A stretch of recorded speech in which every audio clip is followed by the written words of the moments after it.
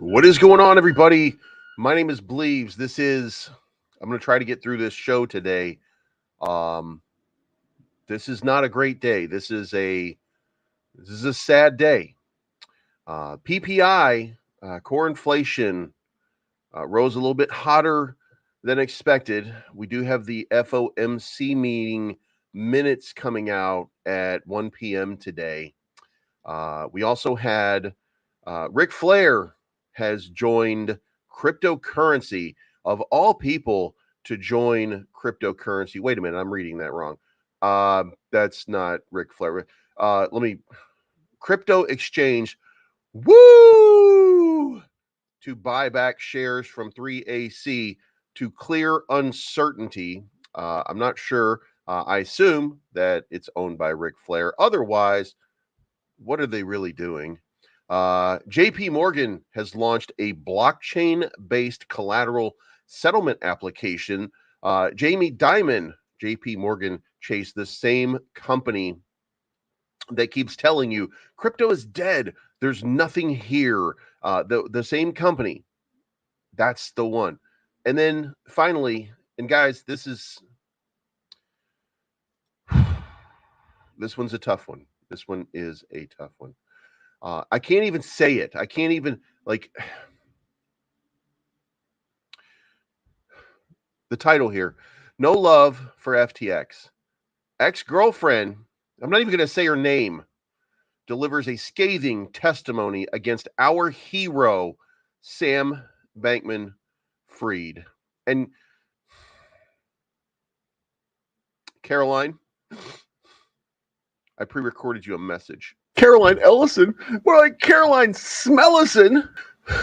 SPF did nothing wrong, Caroline. How could you? This is not financial advice, but I'm always right.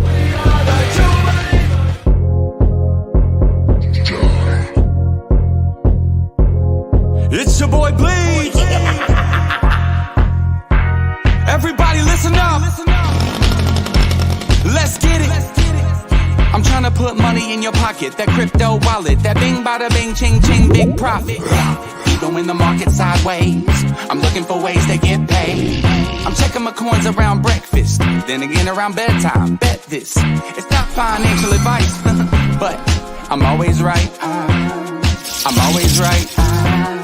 I'm always right. I'm always right. I'm always right. I'm always right. I'm always right. I'm always right. I'm always right. I'm always right. I'm always right.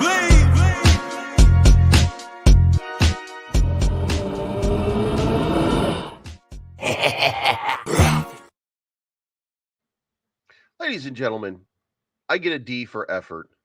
Why do I always get the D? He asks as all the bears and seals start looking at him anxiously. What's up, Daddy? Anyway, let's get into chat. My name is Bleeves. This is Breakfast with Bleeves. And guys, am I crazy? Probably. Am I psychotic? Emotionally. But am I awesome? Again, no. Brian Maver is in the house. What is going on? Mike Vollmer's here. Second, Richard Caldwell's in the house.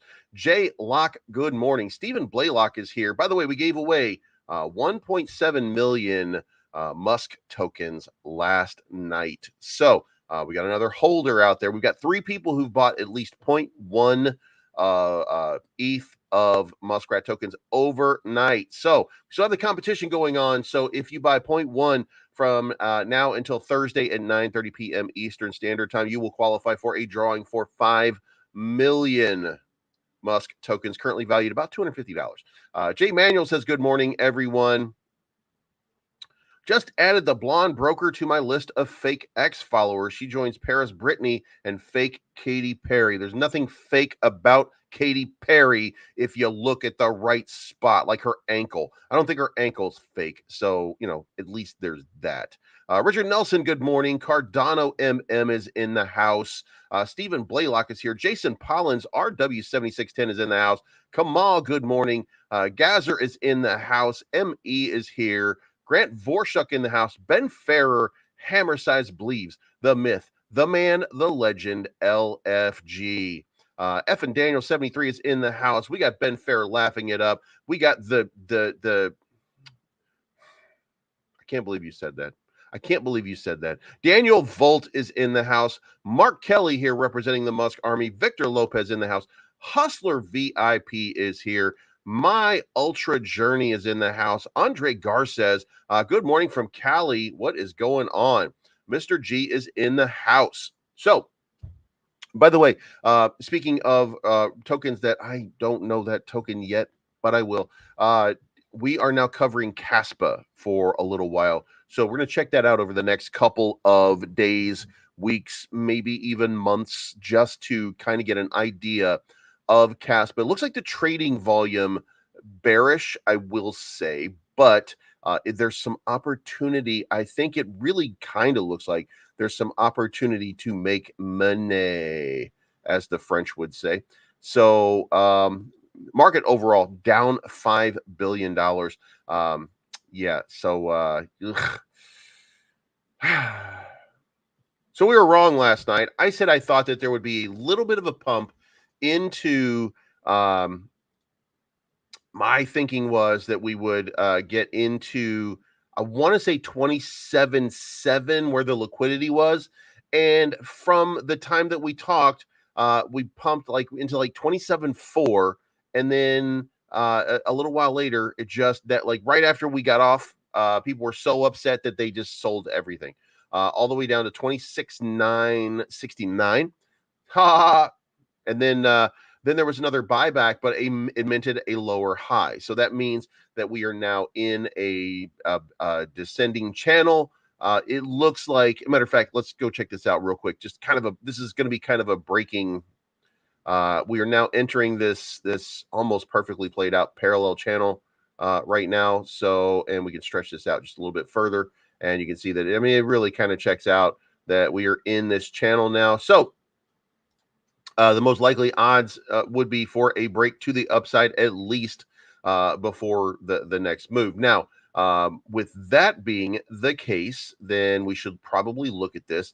And we've got a breakdown off of what I thought was at least an opportunistic spot here. Like maybe we were going to be able to get a nice little pump out of this position to the upside. So let's break this down. Let's get rid of this because it did not play out.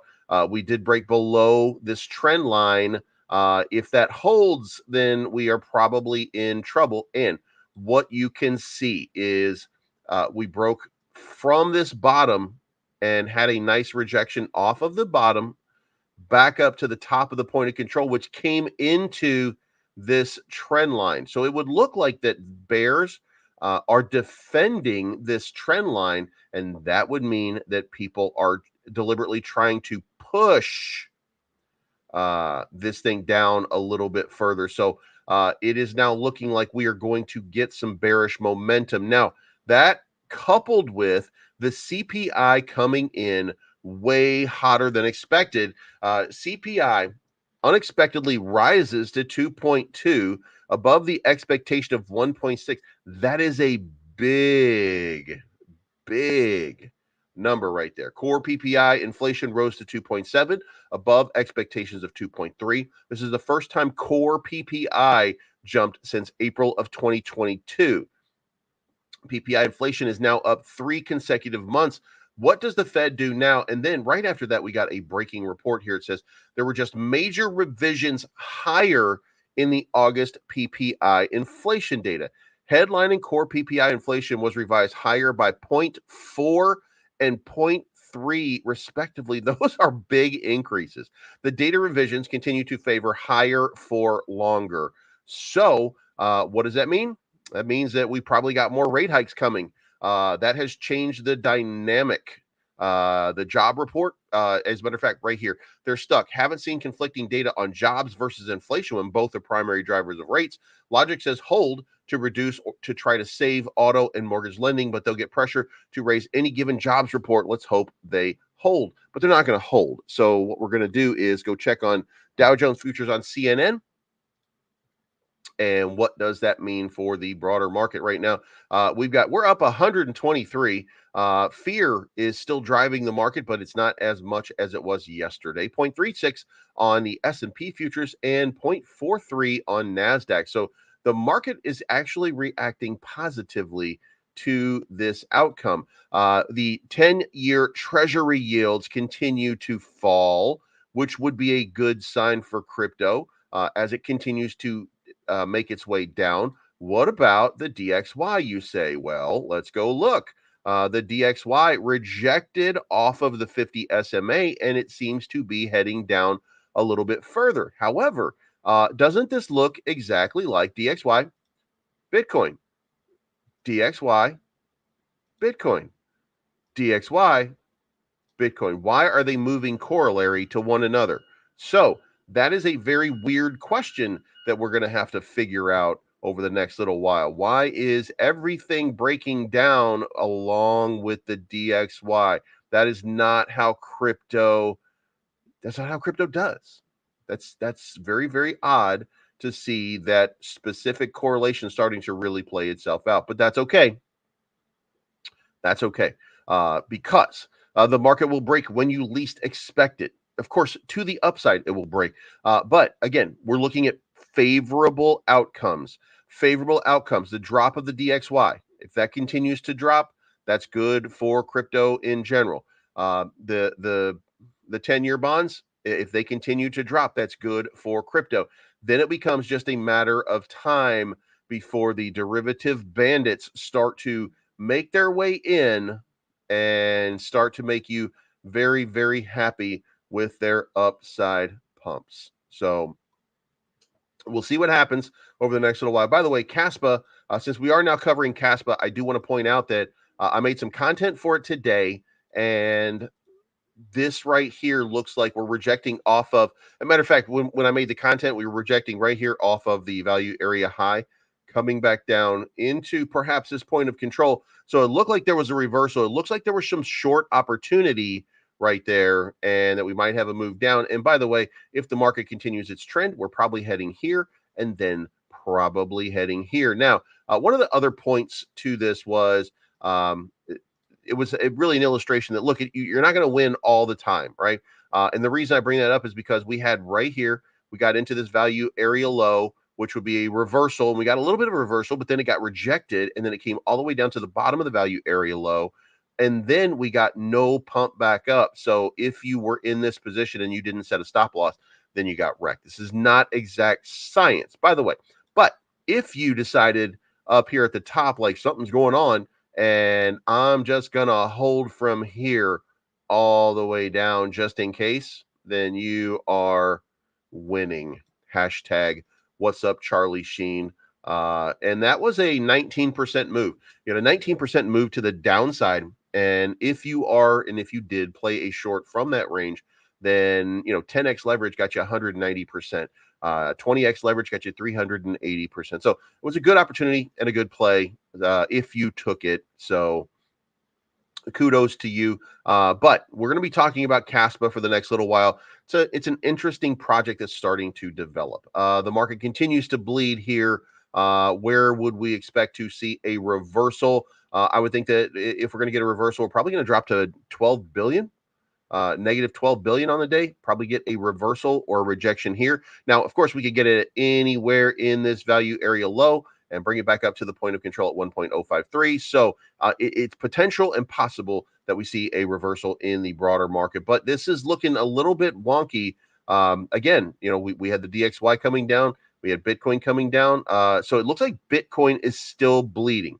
Bitcoin's still bleeding, but the DXY just started a reversal off of it. A little early to tell if that's going to hold, but here we are. So anyway,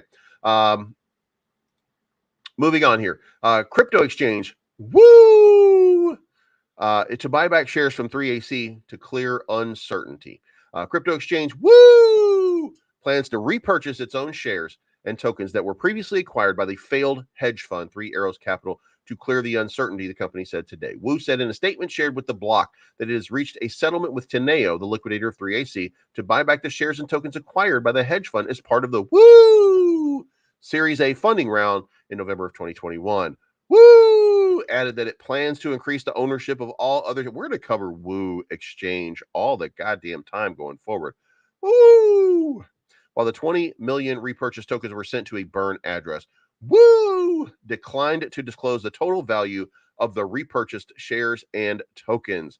3AC was Woo's largest holder in its Series A round, purchasing equity along with 25 million Woo tokens, the remainder of which were set to vest over the next 12 months, according to the statement. God, I love that. This is the greatest article that I've ever seen.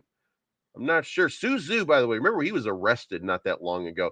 We are pleased to clear the uncertainty related to the 3AC from the Woo ecosystem.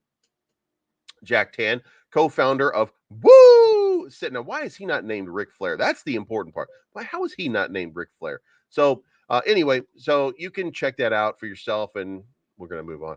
JP Morgan's blockchain-based collateral settlement application goes live, according to Bloomberg.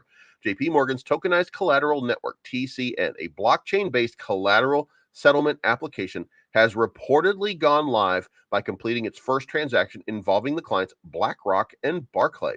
BlackRock used TCN to convert shares in one of its money market funds into digital tokens, which were then transferred to Barclays as collateral for an OTC derivatives trade between the two institutions, Bloomberg reported, citing an interview with Tyrone Loban, head of Onyx Digital Assets, ODA, at JP Morgan. JP Morgan first internally tested TCN in May of 2022 when it transferred tokenized representation of shares from a BlackRock money market fund to serve as collateral on its private blockchain platform, Onyx Digital Assets. Can we take a moment here to recognize JP Morgan? God damn it. JP Morgan now has its own private blockchain platform, Onyx Digital Assets. Now, do you think, what are the odds that Onyx Digital Assets gets merged into your JP Morgan Chase app on your phone, and that becomes the place that you buy crypto, not Coinbase, not Binance, not MEXC? MEXC, you say, well, yes, I did say MEXC. Well, why would you say MEXC? Well, because they're a sponsor for the channel, and Gate.io is also, and so is NordVPN for your privacy, security, and protection. And RubyDex, just in case you're trying to put one over on the man, RubyDex, the decentralized exchange. Also, great opportunity here. Gate.io, 0.06 taker fee. Really good for daddy. You know what I mean? So, yeah, but anyway, Onyx Digital Assets, now that TCN is live, JP Morgan has a pipeline of other clients and transactions. Ed Bond, head of trading services at JP Morgan, told Bloomberg. TCN helps move collateral almost instantly, much quicker than the usual day-long process, according to Laban. But that can't be true. That has to be wrong, because crypto has no inherent value, according to Jamie Dimon. What is going on with JP Morgan? Jamie Dimon was lying to you every time he spoke, every time he speaks. Sully, I have Caspa content coming out today. We're going to be covering it for a few days. So if you'd grant me a little bit of patience, then there is a video coming out very, very soon with Caspa and what I think and what's going on. As a matter of fact, I'm going to launch it in exactly 1 hour from right now. So TCN to use diverse collateral assets. Now, the question is, how do they tokenize everything? Asset tokenization is believed to lead to quicker transactions. It's like skipping the step of converting your paper money into coins when you want to use a vending machine. You can use tokens directly and get your snack faster. So this is the next step, digital asset tokenization from JP Morgan, who just said, no, we don't like crypto. Crypto doesn't do anything. And they strip crypto of the technology so that they can create a layered system, a blockchain, if you will, or an asset tokenization process that works on a blockchain-based system. Now, I don't know which system that they're using. I assume it's their own proprietary blend, like their Sunrise Morning Coffee from Jamie Dimon, which he probably, cleanses through his body. Just so you guys know, just so you taste the flavor. You know what I'm talking about. But yeah, getting a little bit weird at JP Morgan Chase after all of the FUD for the last bunch of, I want to say years where they've been doing this. They're just a bunch of, Jesus Christ. I can't believe that. Yeah. And then here we go. That backstabbing, that disgusting, that horrible, that... I can't say it myself. Caroline Ellison. More like Caroline Smellison. SPF did nothing wrong, Caroline. How could you? There we go.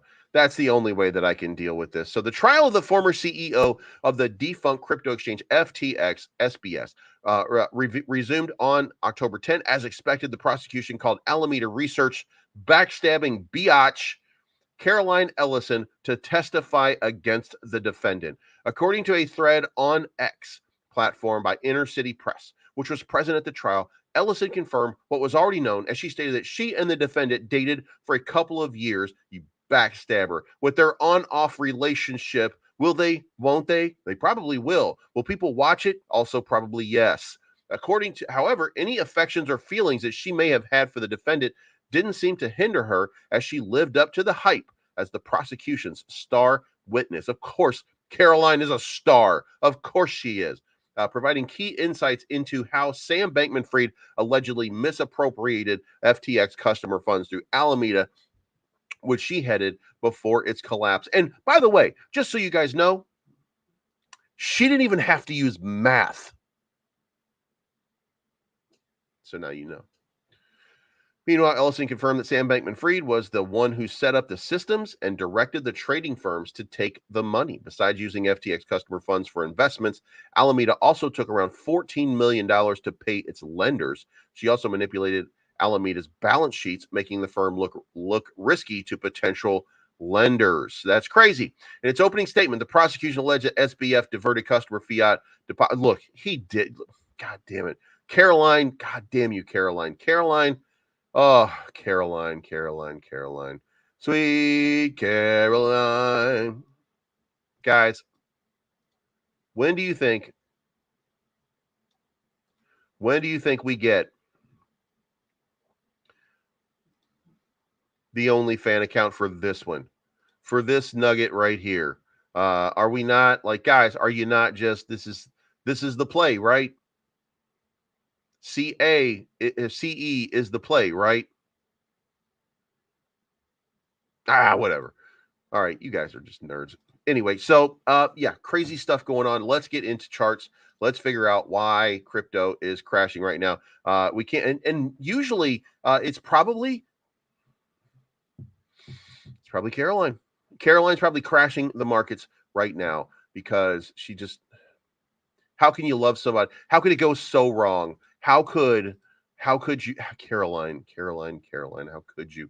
Anyway, DXY continues to collapse. So let's look into some charts and let's see where we're going. Ben is, by the way, I had Ben on my card for something different. I did change this. We do have content coming out today. I had this playing out, and then I had this playing out this way right here. I had it kind of like in this kind of area, but then it started looking a little bit different. So we're still in this pennant formation, still seems to be ready for a nice breakout. We did get some information today about what was going on. Well, we actually got it yesterday, but I will share it with you today since I wasn't here for that yesterday. Ain't that a bitch? Damn it. All right, so the anticipated V2 launch is going to be on 10/31. They're meeting with the dev team. May keep one exchange listing for additional liquidity and pending confirmation. Everyone must move their tokens into a wallet and off of exchanges. Ambassadors are making video walkthroughs. V2 tokens will be claimed through a portal on the platform. and more Ben content is going to be integrated into Ben's new channel. And AJ, just so you know, AJ and J Chains are now part of the team, at least for promotional content, stuff like that. So they're being integrated into this chain more broadly. So that means that there are a lot of eyes that are going to be on this Ben prize. I do think that leads to price. I think that it's going to be positive price action. I would feel like that everything that's happening right now is probably going to lead to something really, really cool starting to develop on Bencoin. So I would keep my ears open, and remember, I think the worst, not the absolute worst, but I think mostly the worst is behind Ben and everything that he's done so far. So I do get the sense maybe that we're going to be in a much better state not too long from now. 26 billion in 24-hour trade volume, market cap still sitting at around 1.06 trillion overall. Liquidity still just kind of messing around, muddling around. The liquidity heat map right now is starting to warm up way under 26,000. So the grab, if there is any grab, is now at 27,400. So in the event that you get, or if you're in a long position and you might be down, by the way, if you happen to be down because you went long in one of these little ranges right here during one of these sweeps, if it comes back up into the 27.4 range to grab any sort of liquidity right in that 27.4 range, then I would go ahead and take my stop loss at that point and clear yourself out, take your loss and move on, because otherwise they're going to do a liquidity sweep down here. It just looks like it's continuing to move in that direction. So I would be looking for, maybe at least one more pump to give you, but maybe even a lower high, because if you grant here that we've got this playing out right here, that really looks like a straight line to lower and lower and lower highs. So that's yeah, I would say that that's an indication that we are coming down. We're going to look at that in the chart. We're going to chart that in just a few minutes, but I'm just getting that kind of sense here that we are headed for a deep sort of dive right now. And on the higher time frame, 3 days, the liquidity is still sitting all up here, but it looks like the market is just not interested in going after it. This is what it looks like up close, with the biggest liquidity pool being right here in this range right there, 37.64, and it's at 27,400. So when we're going to do a massive liquidity sweep, which, by the way, FOMC meetings minutes are at 1 o'clock. This is where the market's probably going to dunk. So we have a few hours before that happens. So if you can, I would definitely be watching for an immediate and very quick move up into that pool, and then a stiff rejection all the way back down. So that's at a guess at this point. That's what I would think would happen right there. And then we're probably coming into this 26.8 number right here. So, and we may not even make it up there. We may just end up right here. So you have to make a decision on what your risk is in this situation right now. Again, if you happen to get up any, then I would definitely go ahead and take my loss and not look for a move towards that upside. If you don't, I'm probably going to get wrecked. So anyway, back into the normal and broader markets. 27.1 on Bitcoin, continuing to break down. When you're breaking down like this, most probably you are going to have some lower lows. Now, we did say that. I did expect a little bit higher high than 27.3. I did think that we would at least come into this range right here where we were kind of we're not even touching the 50 SMA at this point. Like, we're getting kind of close, but not really. So there's like a firm rejection trying to bring this right down. And there's no bullish momentum and no bullish pressure. So I think that maybe, even if we get there, it's going to be a lucky move. So, but markets are about to open. And when the markets open, we will see exactly what it looks like for the day. We're starting to see some ticks over here. And it looks like the Dow Jones is underway, up 74 points to 84 points to start the day.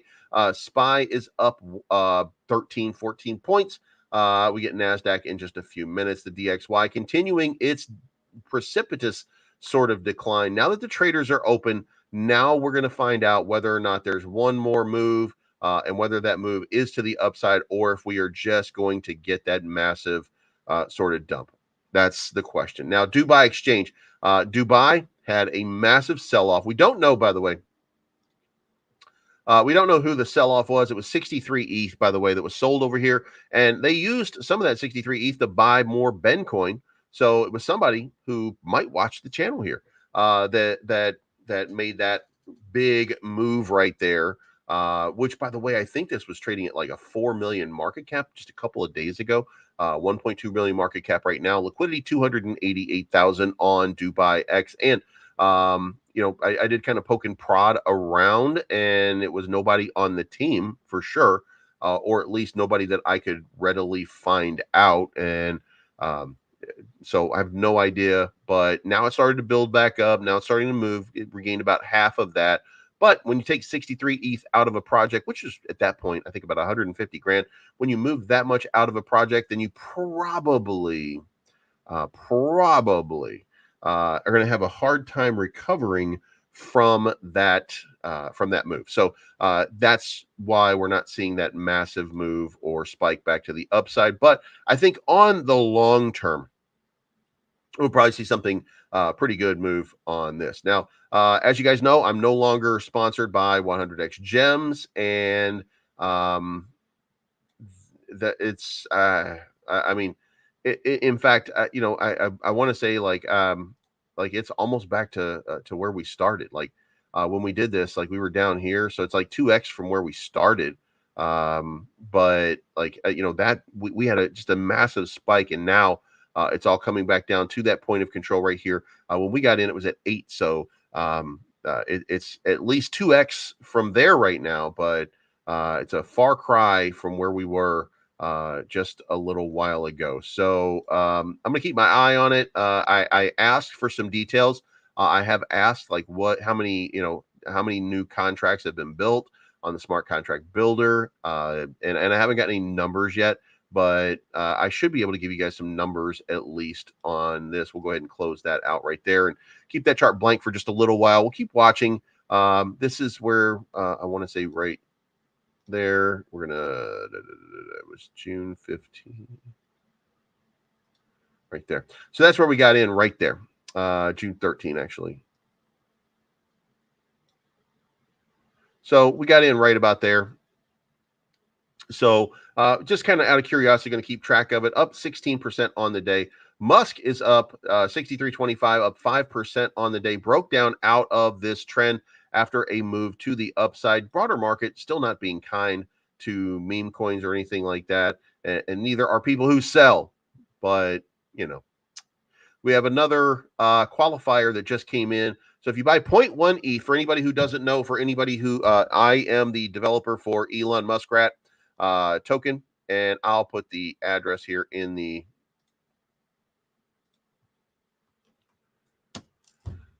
that's the contract address. So if you buy 0.1 ETH in the next 48 hours, all the way till 9:30 p.m. Thursday night Eastern Standard Time, if you buy 0.1 ETH, then you will qualify for a drawing for 5 million Muskrat tokens, which would be right now the total, the equivalent of $315. So it'd be $315 worth of MUSK tokens. You do have to hold until the drawing, which would be Thursday night on my live. So if you do that, then you'll qualify for that. Volt 2382, still selling. It's just a lot of sell pressure that's happening right now. Not horrible, but the buzz from Spark, the Spark is burning out right now. We got that nice move up to the 27-28 level.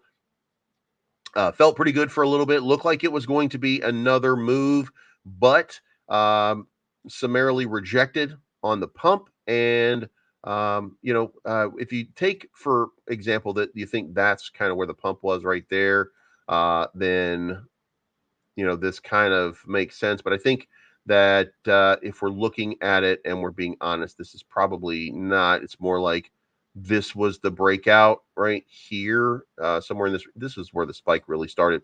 So This was not a great sign overall because it broke down below 78.6. But the broader market is also dumping. So I think that it kind of stole a little bit of the opportunity for it to come back into the 26 range. I mean, generally speaking, that's what you're going to see, right? And then you're going to see that double top sort of area right there on a descending one, which could mean another upside. So it looks like it looks like there's just there's not much that Volt can do other than continue to put stuff out and make it attractive, make it good. No more Coin Rabbit sells so far, so that's good news. SHIB 68.29 right now. Again, just massive sell off in the market. Advantis 1302 had some sell off, but the buys have actually been pretty good to try to sort of reclaim it. When we got in, by the way, we were at 1300. So at 1300, we're still kind of, treading water in that same sort of regions, that same sort of area. Big liquidity pool at 453,000. Pepe 64.26. Again, just like the broader market, continuing to come down. Bone at 73 cents, just continuing to eat it. A great opportunity, by the way, I think, for a long, finding the right position down here. I'm not sure what the right position is yet on Bone, but we'll check that out. Again, Ben 24.76. Every time we get every time we get a little bit of a move towards the upside, we're getting that rejection right now. Again, if you look at this right here, then you can see it really looks like we've got that channel kind of forming. And not just this, but let's do we're gonna do a flat top bottom, and no, we're not going to do that one. Let's do the disjoint. And I mean, doesn't that look like it? I mean, it kind of fits, right? So I would say that the likelihood is a break to the upside, and we start to see some positive price action off of Ben token. It just kind of looks that way right now. WAGME continuing to fight an enormous amount, apparently, of FUD.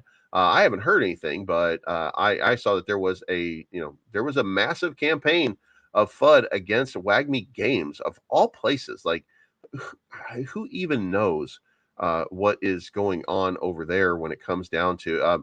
I'm in there, I am in a private chat with them and stuff like that, but nobody ever talks in it. So like if you don't watch the broader market, like they're not telling you secrets or anything like that. So I really don't know. What I know is that people get in here and they're making profits and they're just flipping it. And they don't do futures trading, so there's no downward sort of pressure. But we haven't had the launch yet, which we're still waiting for. So we're just still in beta, still doing whatever. And at some point it'll launch and we'll be like, yeah, there we go. And maybe we'll get a nice little upside move. Now, if you didn't, I did not, by the way, I did not take profit up here at the top because I was in this for the long-term hold. And, I wanted to see what was going to happen and would we get a double top? If we got a big double top, then I was going to say, now it's time to sell at the next top as it comes up. However, we got the lower top. Now, when we get a lower top like this, then I think that what we're probably going to be looking at is another big upside move. So I didn't think it would come down this far. But I do think that it's going to go rally up here and that we're going to end up with a bigger top over here. Then we're going to have that double top. And then that becomes the spot where the rejection comes into play, where you're going to want to ride that back down to another local and big bottom. So, that's what I saw. So that's why I did not sell. And I be fair, like I think at 29.83, I want to say that was probably only about 14,000. So like I wasn't cashing out 13 or 14,000 on WAGME. You know what I mean? Like didn't make any sense.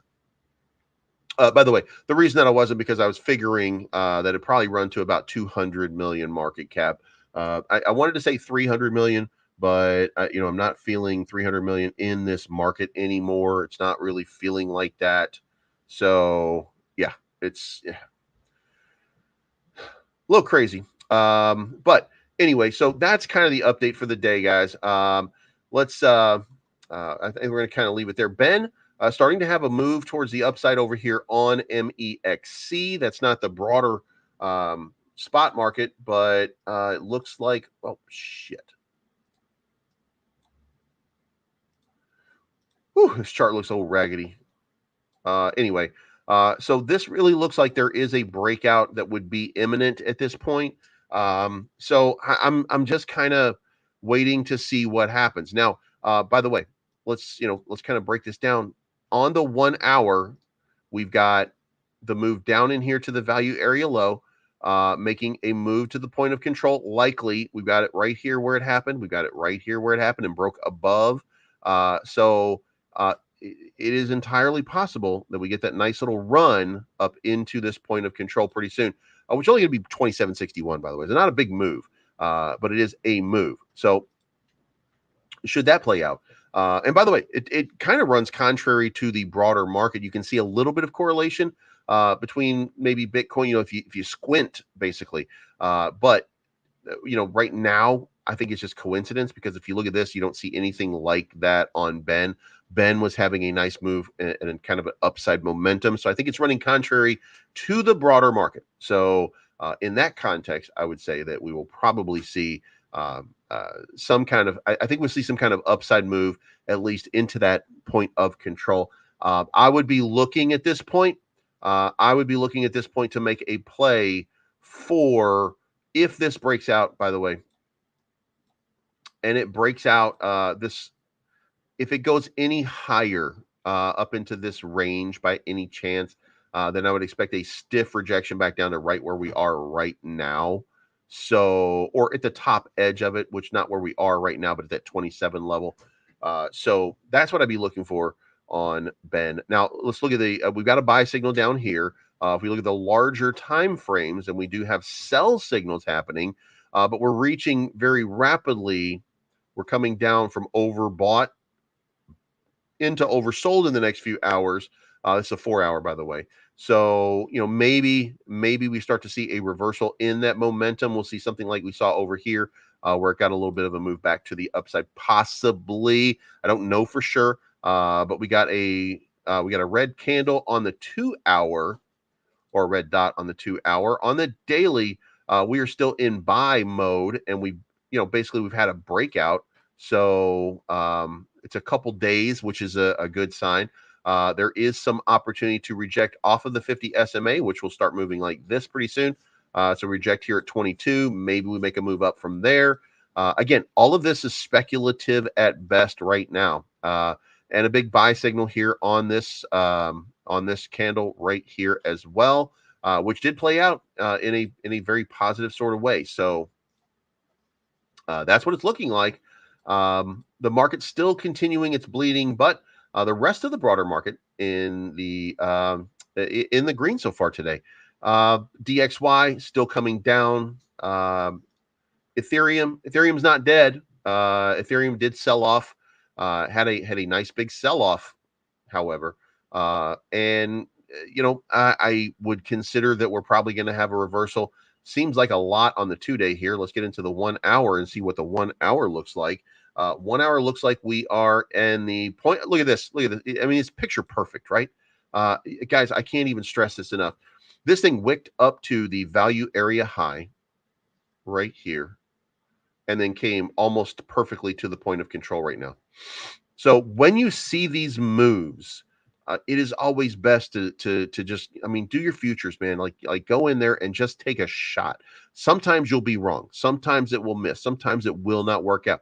Sometimes you come into it right here and you're like, yeah, here we go. And it comes all the way down here. And then you put in a little bit more and you're like, yeah, here we go. And then it fakes you out and comes down even more. But then it came back up here and gave you an opportunity to get out at profit. I want you to think about that. If you got in here, it still gave you an opportunity. So, all you have to do is pay attention. All you have to do is watch. Make sure that you set your stop losses appropriately. Make sure that you set your take profits appropriately. And then, once you get a nice, good move, then just hold on, because every once in a while, just to give you kind of an idea here, if you, get into this right here, if you stuck this landing right here, this is on October 2nd, and you got in here, this is the point of control, or this is the value area high, and you just decided to hold on to it because it started to break down, and you see what happened here, then you got 11.5%.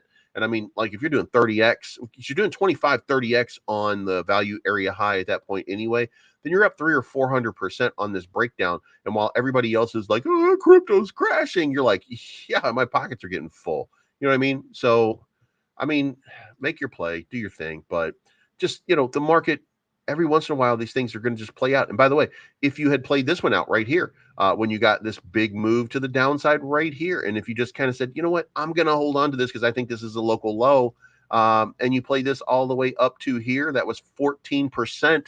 Again, 25, 30x leverage, that's 400%. And now you're up 300%. Like, if you're playing this market, then good game. So anyway, that's it. So, guys, it's not financial advice. My name is Believes I'm always right. Thank you so much for tuning in. Very low day today. And if by the way, if Ben gets like 10,000 people or some kind of random shit like that number, Discover Crypto gets a whole bunch of people, I'm going to be furious because nobody's watching. We only had 75 people viewing. We had, I think, close to 100 at one point. But this seems like one of those days where nobody is out here. Nobody's tuning in. Maybe it's because I'm not doing like Ben specific content anymore. Maybe you don't love me. Maybe it's... You know what I mean? Maybe you hate, maybe you're a Caroline Ellison fan, I want to say. Gross. You know what I mean? More like Caroline Smellison. Anyway, I'm going to play the outro. If you would, leave a comment.